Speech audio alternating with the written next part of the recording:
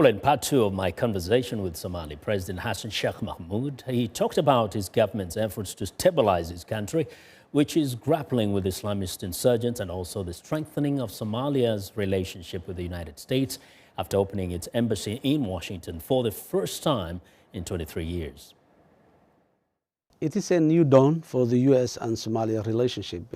As you rightly said, for the first time we established our embassies back here in the United States in Washington, and the United States is establishing their own embassy in Somalia after all these long years. This is an indicator, one of the indicators that the relationship between the United States and the Somali government is improving, and improving very fast and efficiently. Our relationship is based on mutual interest. Yes, United States is a traditional donor partner to Somalia, but right now we are at a different level. We are in establishing a strategic partnership in economic cooperation. Somalia is a very rich country. We need the United States, and the United States needs us also. So we're sharing those mutual interests. And now it's been 2 years since you took office. One of the promises you made is that your first priority will be security and stabilization of the country. But you know, it seems that security in Mogadishu has only been getting worse, particularly this year with all the attacks here and there. What went wrong, really? And why has the government not been very successful up to this point in eliminating the major threat, Al-Shabaab?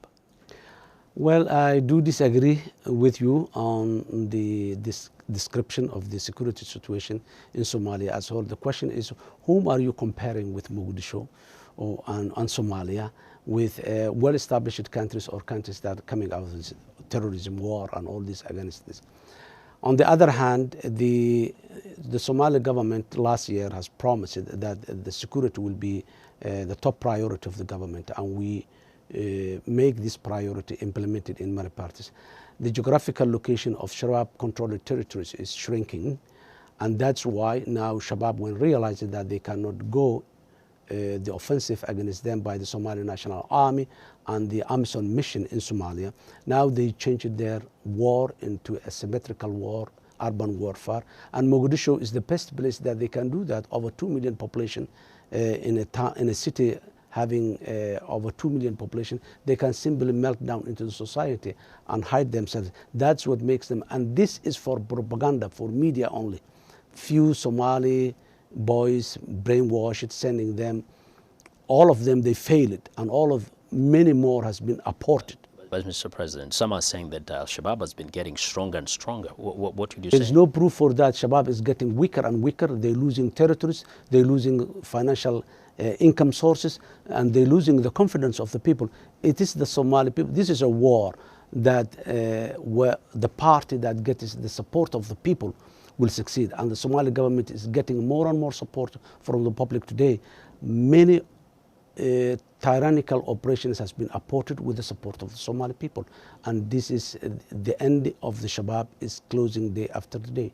Now, if this is the end game, what is your strategy to finally obliterate Shabab from not only Mogadishu but Somalia? Shabab has to be defeated militarily and has to be defeated ideologically, and the Somali government is facing is undertaking providing an alternative way of life for those young people who joined Shabab for desperation, for lack of other alternative way and opportunities. The government is building and working on providing opportunities and alternative way on not only the military side and the ideological war side, but also the Somali government is opening the doors for those who wanted to come back from Al-Shabaab, and many of them has already come back.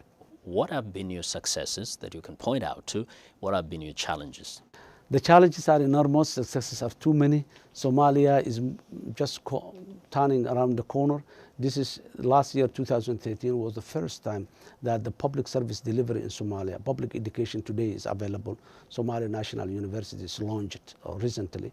We're providing the youth in Somalia opportunities for their future.